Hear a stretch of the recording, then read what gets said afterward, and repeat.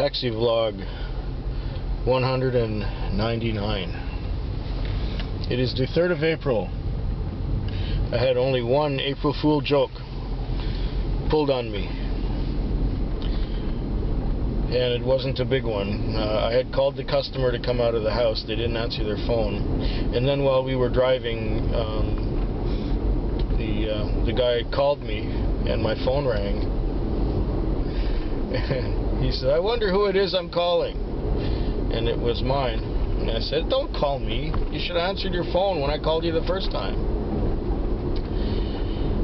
Then my phone rang again, and of course it was him doing it. And that's it.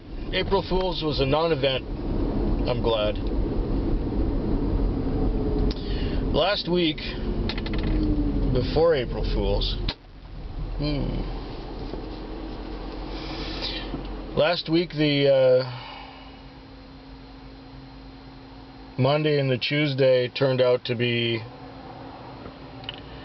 well, nothing special. But Cindy and I went out to a restaurant, and there was a TV guy there going to put something about the restaurant on the news.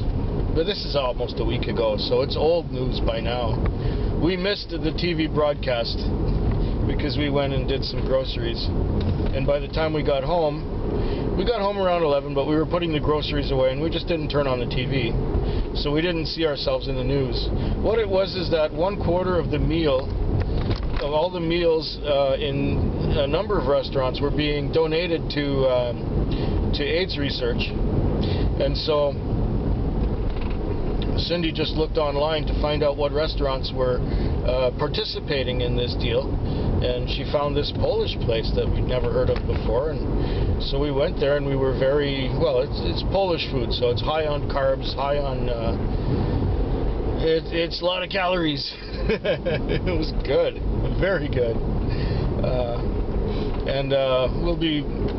I'll be editing the video maybe this week and putting it up next week or something. I'm not in a hurry. But yeah, we're working on that. Okay, last week I did say that the Monday and Tuesday were nothing special. I'm just very thankful and lucky, I guess maybe even blessed, that I haven't had to pay for a night yet. In fact, you know, I would at least break even or make a small profit of maybe $15 or $13 at the worst. And okay, we had our days off. We did the restaurant thing and groceries, and then Friday night I came to work, and you know, even though it was a Friday night, it was not. Friday nights have been really not spectacular lately. I mean, they've been okay, but with the high leases we're paying for the cabs, we're not making that much profit for the night. And you know, there were times when I pulled out this really thick book. I know this is becoming so cliche. This is becoming so. I pulled out this thick book here. It's Protector's War by S.M. Stirling. One of my favorite authors, but this book is a little bit heavy. I prefer his lighter works to this one. A lot of detail. And so it makes it so that I can read about 20 or 30 pages when nothing's happening, and I can fall asleep. And so I take a nap and wait for the next call to go. And when there's a call, it wakes me up. So that's all good. Where was I going with that? Oh yes, Friday was nothing special. So I went home with my little earnings, and yeah, you know, great. The Saturday night was busier. It was busier. It seemed that people had been drinking more and drinking faster than they should have. And so there were some people who were staggering a little bit. But you know what? I avoid the downtown in order to not have drunk, stumbling, incoherent, puking people in my taxi. But you know, there's a thing that with the recession started, it was called pre-drinking. Now, pre-drinking is when people drink at home to get drunk and then go out and make a token appearance at the bar or club where they're going to.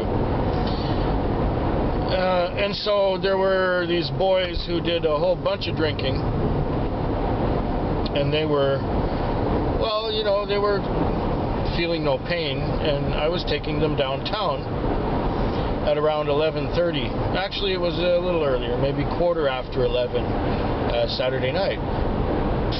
And they wanted to go to Touch. Okay, I'm geared up for taking them to Touch. But then we're a few blocks away from Touch, and they say they want to go to 919. 919 is like a nightclub, and Touch is also a nightclub of sorts. I don't know what goes on in there or what they're like, because I've never been in either of them, being an old guy like I am. So we're pulling up to the confusion and pandemonium that is 919. There are taxis everywhere. There's pedestrians all over the place, and it's a shit show, you know.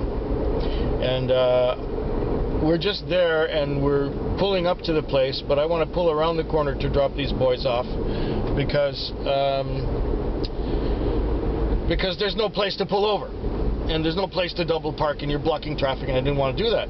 So the guy who's in the back seat opens up the door, and his buddy says, "Oh, not yet, not yet." So the guy closes the door, we go around the corner, and as we're just stopping around the corner, the guy at the door pukes. He lets out. He's got the door open, so it's on the inside of the door, it's on the seat he's sitting on, it's on the floor, and it's on the outside of the car too, and all over the window. So what do? I'm not happy, naturally. The guy in the front, it's like a $9 fare. The guy in the front just gives me a 20 and goes away. So, okay, I got some money for it. And then I went to the nearest convenience store, bought me some paper napkins and some Windex with which I could clean up the stuff. And I find a nice place where there's lots of light in behind the arena so that I can see what I'm cleaning. And there's a guy there who wants a cab, and I said, "Oh, you don't want this cab. You don't want. Take another one, okay?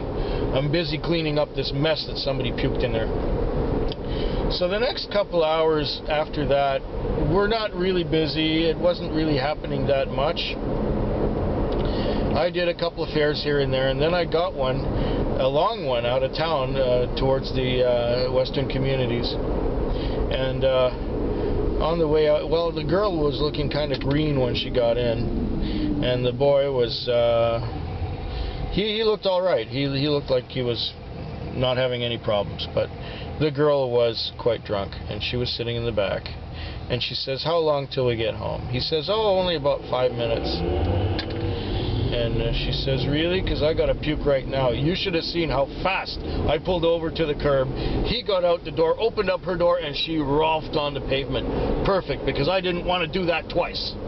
Once, you know, I hadn't had a puker in about 5 months now. And this was the first one in 5 months. 2 in one night would have been just too much. It would have been overkill. I don't do overkill that well. So anyway, that night ended up, I ended up making a decent profit, or what I would consider a decent profit. It was basically the minimum of what I would have considered okay before the recession. But you know, we can't gauge things by the way things were before the recession. Things were good back then. Now it's hanging on. So I guess I'm like I said, I'm lucky I haven't had to pay for a night yet. That I actually made a small profit. It was like that Sunday night. Sunday night I came to work, and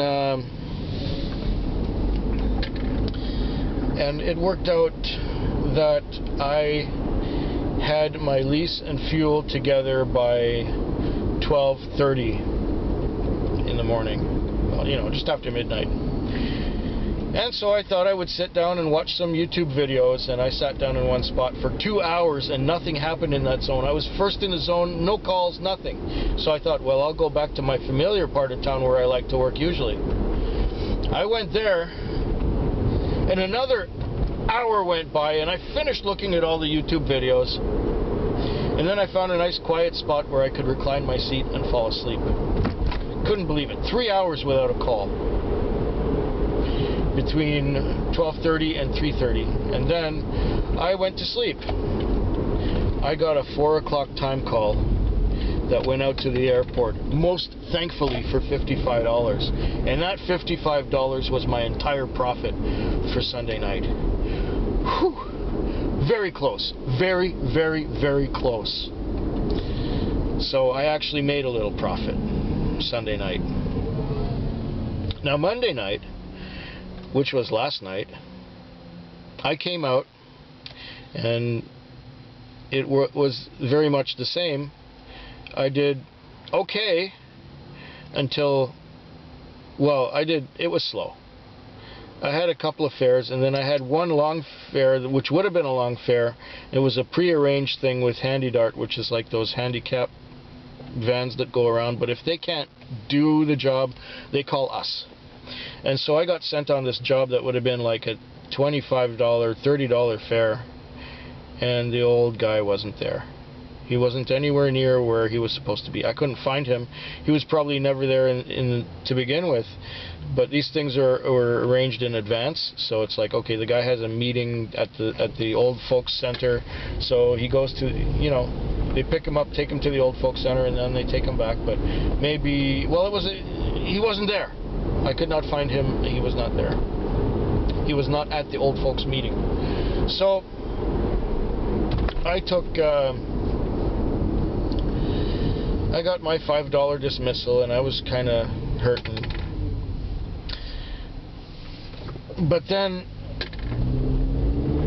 45 minutes later, I got this call to an obscure little address that's hard to find. But what it is this other old guy who likes to go out and party maybe once a week or so. And I know his place by now because, well, there was a big stink about us not being able to find him. But I had bad instructions from our dispatcher. So anyway, I found the guy, and he said, "Oh, we're going downtown." All right. He says, "We're going to find a hooker. Is that okay?" I said, "Yeah, fine, sure. As long as I get paid, I don't care. You know, I take you there, you do what you want. It's your business what you do there, not mine." He says, "So we're going to pick up a hooker," he says, "and we're going to come back here." I said, "Okay, fine." He says, "Yeah, it'll be a good fare for you." I said, I'm thinking to myself, yeah, this is going to save my night. Well, we got downtown and we found a hooker and we drove back out there, and she said, "Come back in half an hour." And I said, "No, here's my phone number. You call me when you want me. I'll come and get you. I'm not going to show up somewhere at a prearranged time because those things never work out. You call me when you need me. I'll come and get you." But of course, they never call. They never call me. They call somebody else. Or whatever. Anyway, I never got called back to that. But it was a $50 fare, which saved my night. And then, after dropping them off, I went home for 20 minutes just to say hi to Cindy and to put my computer away because I'd already looked at all the videos. And I didn't want to take the computer with me the rest of the night. So I dropped it off at home, gave Cindy a hug, and came back out to work. I sat for 3 hours till I got my next call. So that was at about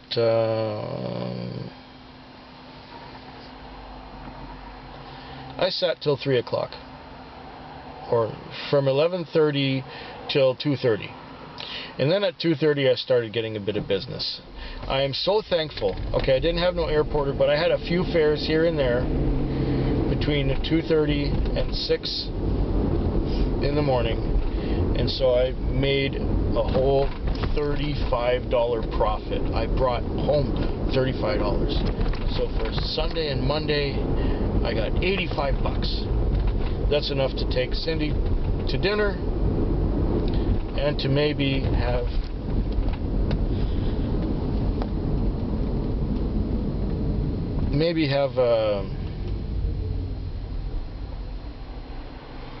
go out and see a movie or something. She wants to see that Snow White story, and I was thinking about this other one about the kids who have to fight kids from a different district. It's sort of like a science fiction-y thing.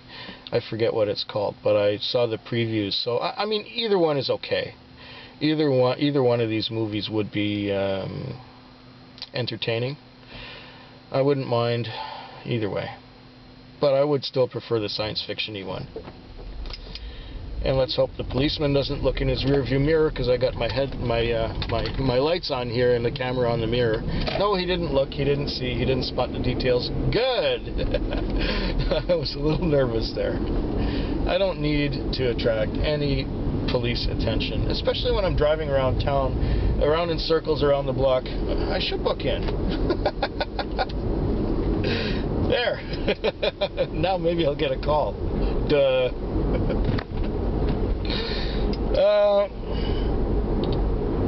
Oh, I didn't mention the car trouble I had this week.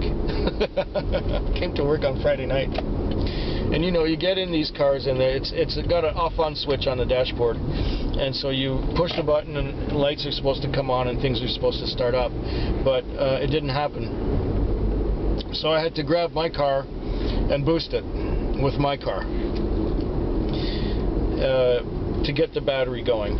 And so I did that, and the car fired up, and it was okay. The thing about these Priuses, you can leave them on all night. You don't have to shut anything off.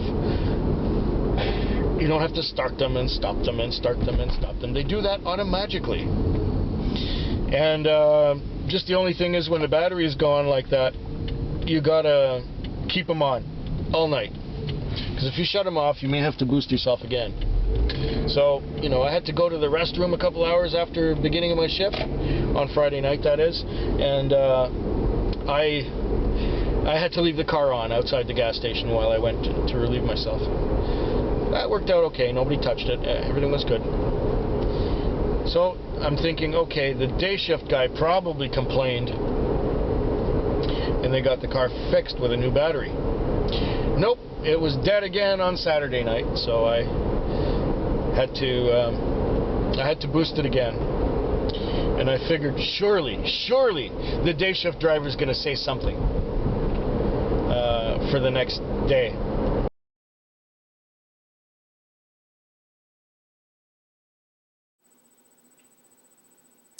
Now I should remember to empty my camera before going to work every time I do so, but I didn't. So the last minute or so of my vlog didn't get recorded.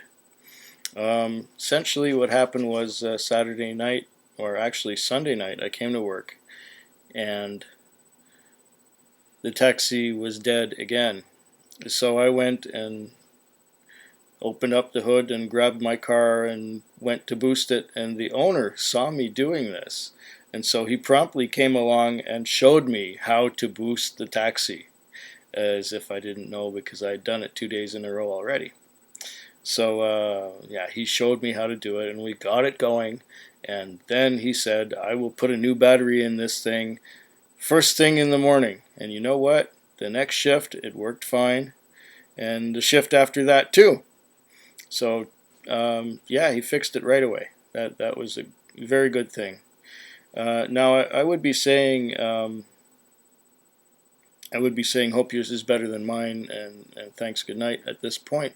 However, I wanted to talk about the night that just went by. It was slow and quiet. Earlier on in the night, we traded some stories about stuff and about driving taxi with other drivers in the parking lot. And then as the night wore on, it was still really slow. I did some reading from the book I brought along.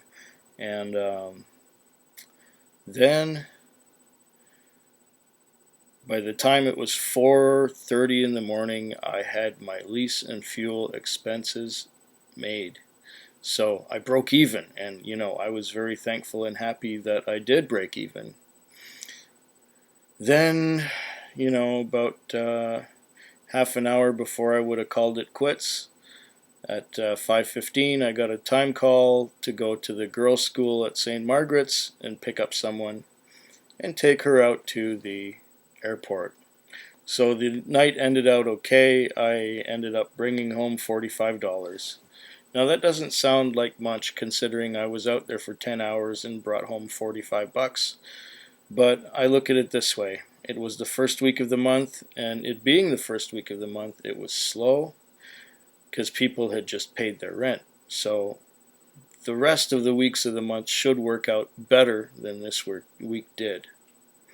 We'll see by Friday and see what happens. Anyway, at this point, now finally I will say, hope yours is better than mine, and thanks, good morning. Where are you? There you are.